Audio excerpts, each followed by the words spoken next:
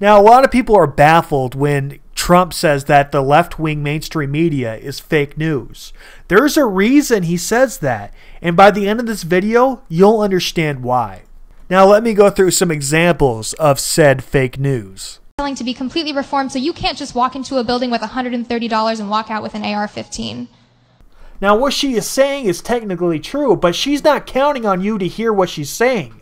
She wants you to be confused by what she's saying and misunderstand her and hear something else, something deceitful, something wrong, something that will give you a wrong opinion about the gun community and guns in general. For example, when she said that, I'm sure that you thought you could walk out of the store with an AR-15 like this for $130.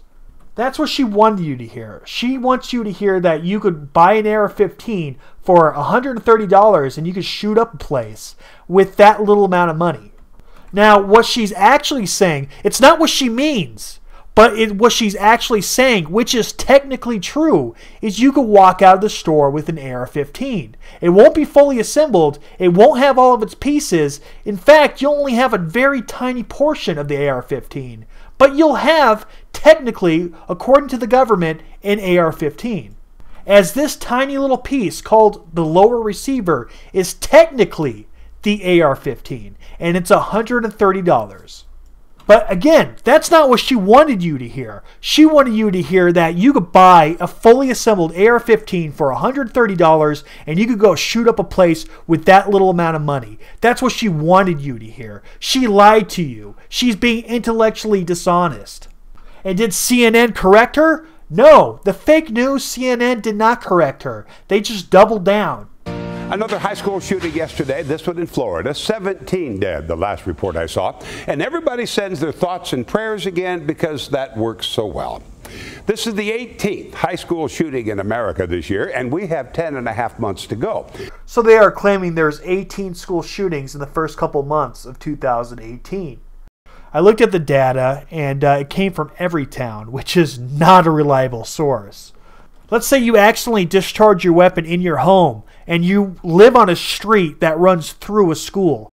That's a school shooting according to Everytown for gun safety. Matter of fact, if they just hear a gunshot near a school, according to them, that's a school shooting. One of the shootings was a guy committing suicide in the parking lot of a former school. It wasn't even a school anymore.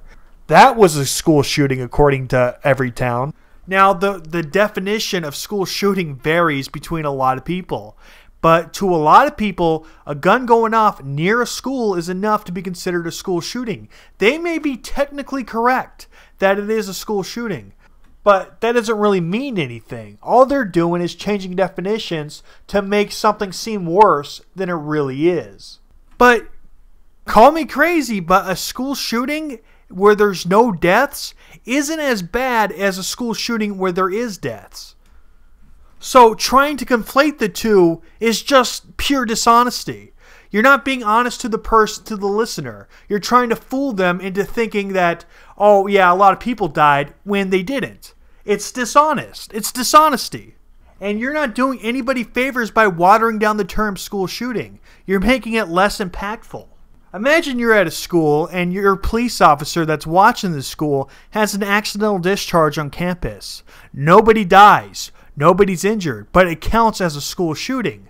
Now imagine a parent that actually went through a real school shooting and lost their child. They're going to be furious that you watered down the term. What I'm saying here is that watering down the term school shooting to inflate the numbers only hurts the victims of school shootings. Now imagine the homes that share a street with the school. There's accidental discharges or suicides or self-defense cases where people defend their lives. These aren't considered school shootings to most people, and they're not going to consider the 18 school shootings that they mentioned at the beginning of 2018 to be real school shootings. By most definitions of school shootings, there was only 2 school shootings in the beginning of 2018. That's way different than 18 that he said. Am I right? You gun grabbers aren't doing yourselves any favors by lying or by being intellectually dishonest. Now here's a popular one. There was 355 mass shootings in 2017. That's because in 2017, the FBI changed their definition from needing to have 4 or more dead to be considered a mass shooting to 4 or more injured. So yes, that means technically there was 355 mass shootings in 2017, but that's pretty meaningless when more than half that number, no one even died. When you think of a mass shooting, you think 4 or more dead. That's what everybody thinks. So they're lying to the people. They're being intellectually dishonest. They're purposefully being vague. That way the person listening hears something worse than what they're actually saying. Let me tell you how loose and how stupid and how wrong this FBI definition of mass shooting is. Let's say that there was 4 people that tried to gang rape a woman, and she shot all 4 of them. According to the FBI, that is a mass shooting. See how silly and loose that description is? Here's another one. 4 guys try to rob your home, and you shoot back. That, according to the FBI, is a mass shooting. I'm sorry, but if you start including accidental discharges as mass shootings, or suicides as mass shootings, or self-defense cases as mass shootings, you start to muddy the waters. You start to muddy the term mass shooting, and you make it pretty meaningless, which isn't fair to the people that actually been through real mass shootings. They're trying to hurt us, the right-wingers who want guns, but who they're really hurting is the victims of these shootings. Now, 93 deaths by gun violence a day is something that CNN loves to say, something that fake news loves to say. Now, how is this intellectually dishonest? It's because 93 deaths by gun violence makes you think murder. That's what they want you to think. But it doesn't mean murder. They don't mean there's 93 gun murders a day. They mean there's 93 deaths by guns a day. What they don't tell you is that this quote-unquote gun violence includes self-defense killings.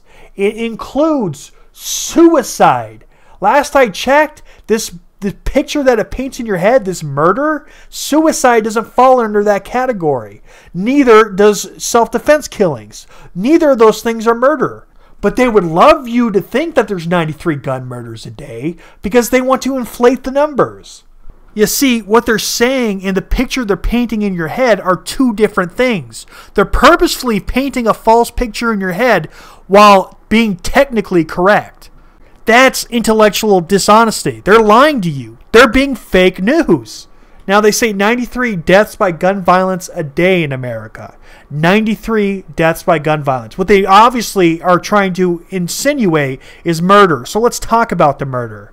Okay, let's remove the suicides. You got 32 gun homicides a day in America.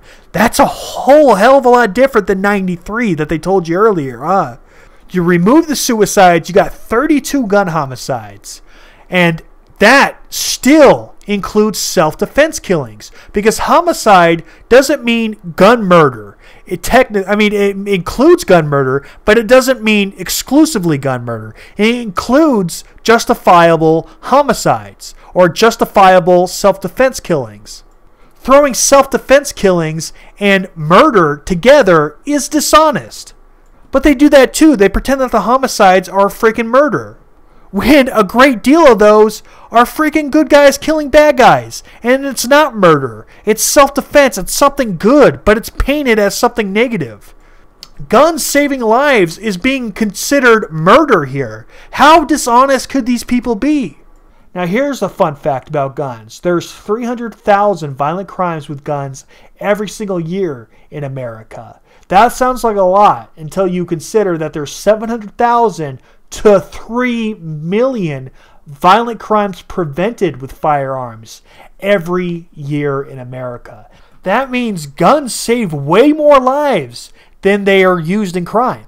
But you'll never hear the mainstream media say that. You'll also never hear the mainstream media tell you that 1997 was in the middle of the assault weapons ban, which banned AK-47s, AR-15s, 30-round magazines, and up. Now, since we brought back the AR-15, AK-47s, a 30-round magazine, since we brought those things back into the marketplace for civilians to own, the crime rate dropped 51%. Also, rifles, don't kill as much as you think. They kill less than knives. Alright guys, I'll catch you on the next episode. Oh, by the way, I'm being highly censored on YouTube, so check out my 3 channels. Links in the description box. Subscribe to all of them.